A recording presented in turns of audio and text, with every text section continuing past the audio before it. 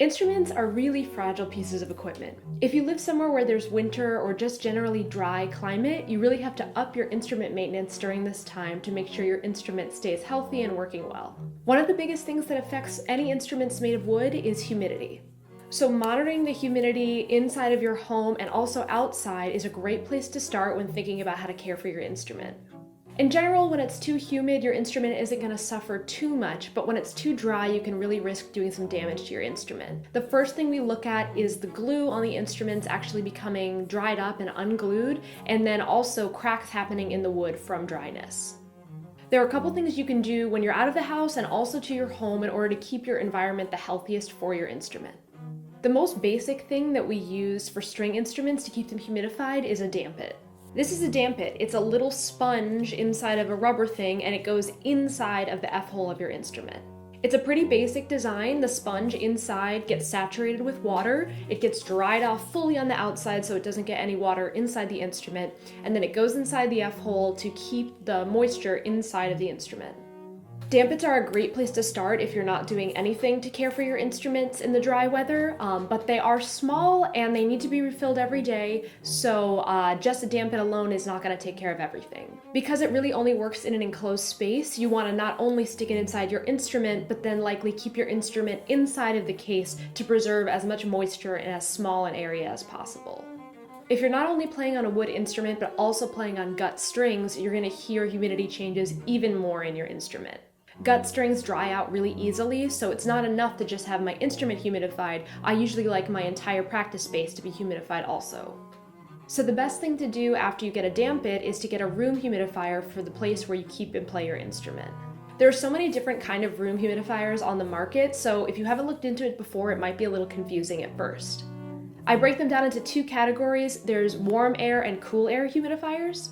So when I lived in a really overheated apartment in Boston where I didn't control the heat and it was blasting all the time, I really wanted a cool air humidifier so that I wasn't adding additional warmth in the house. But if your home or apartment is generally cooler, you might want a warm air humidifier, which makes more like steam.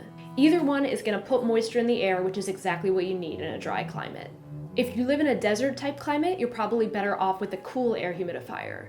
But during cold winters, warm air humidifiers are generally best. Remember that if you live somewhere cold, it's not only going to be dry outside, but the heat that you're running inside the house is likely dry as well. The combination of the dry air outside and then the dry heat inside makes for a really unpleasant environment for your instrument. I'm really into this little humidifier monitor. It was pretty inexpensive and it tells me the humidity and the temperature inside my apartment at all times. This helps me stay on top of what I need to do to be keeping my instrument healthy, so I don't have to leave it up to guesswork. I can know right away what the humidity is in the apartment. Another thing that instruments really don't like is extreme changes in temperature and humidity. So if you were just outside or had your instrument in the car and it's gotten pretty cold and then you bring it inside and it's warm, leave your instrument in the case for a few minutes to just adjust to the new environment slowly rather than immediately unpacking it in somewhere that's much more warm than outside. This should go without saying, but don't leave your instrument in the car for prolonged periods of time when there's any kind of temperature extreme. The more expensive and high quality instruments get, the more fragile they get, unfortunately, so you really have to treat your instrument with care. In the Northeast, I always look forward to the spring and fall because those are the mild seasons where there isn't a lot of internal maintenance required to keep my instrument healthy.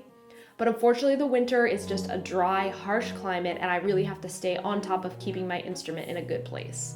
Once you get in a groove with refilling your Dampit, refilling your humidifier, you're going to really appreciate how good your instrument sounds, and you're also going to appreciate the money you save not have to get repairs every winter.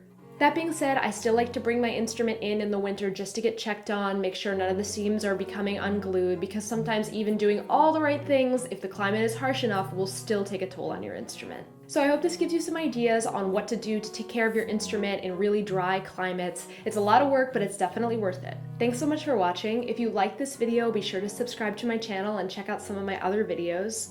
And if you'd like to help support me, you can become my patron on Patreon. Thanks for watching.